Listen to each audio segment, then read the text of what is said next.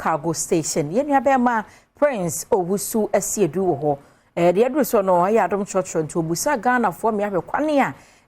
yade wo yase ahodo di dwuma ne hwese ne omanfo so adwene kire wo ho etie. Prince otemenka munso bu na monto aso.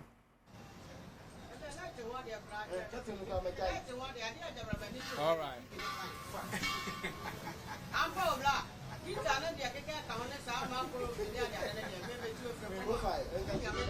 Adom Trotro.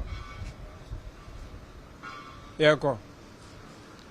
Adom Trotro ene twegum every circle cargo station. Ene asema ya debe ma omanfo ne se wo fie wo hotel anase bebi a wo bia no electrical appliance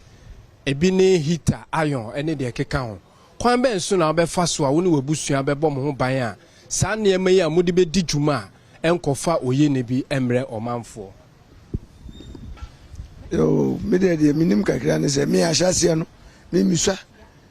electric key make be e paja me te se de e ball ayato atwene no eti me kwala ne nyina me de ahye o ma se wo ya kwala ayon enkon TV enkon kettle ena heater me sane ma no kra me nto bi kra nko fie da je sa ayon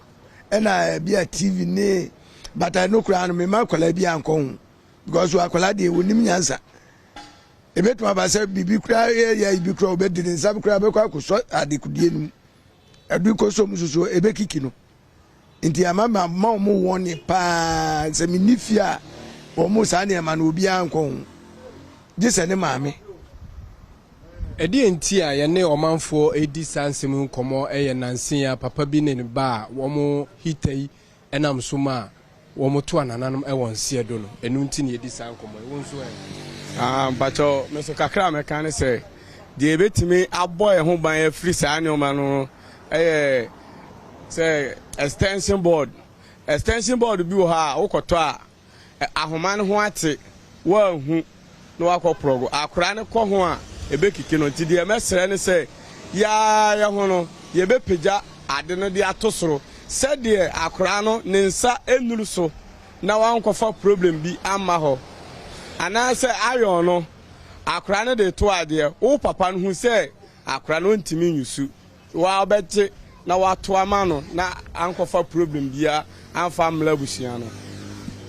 ayo muzika kama kanise ebo mukura prokun ko ebo mukura sei papa na ba ko to prokun a owere ebere o be ni ye no nkoto abaka so we de achira mato ade chamato bo sa akwara bo so de nsere de o nim no de se kusum na de na akosho kono na fra ka fasi mkasa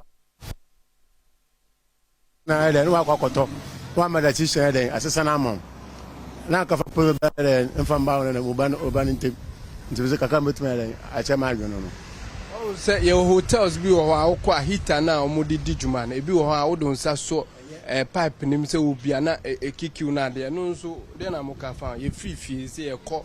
offices ye ko hotel ya be kakra ne se bibiti se hotels offices any me fa na mu ne exane ma no wo no exetem bia wo ma engineers no ebe cheki sa ne ma no na wo mo hwe se ada se ade no eye adwuma yi ana se nya adwuma yi because betuma ba se me maba wo se me ba beda o minim de ewositie na me pese mi yusu sa ade no bia be kwa kosomnu na ade no eko kikimi wo be ba na bia mawuda wa na se bia bibia ye me mo am adwuma mu ho no mo benya asem etitam bia na me fansa achire so abe busumia na se na otwemienu bia na se ma engineers e wo ho no e check sa ne ma no se de enkofa oye ne bia ma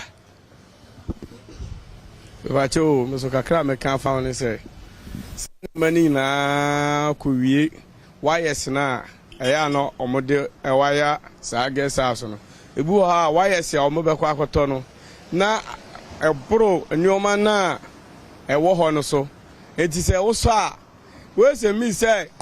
we ni ye na dwuma fa we ye na dwuma ni na akwa ye baako etini na epeja wire na ahoden no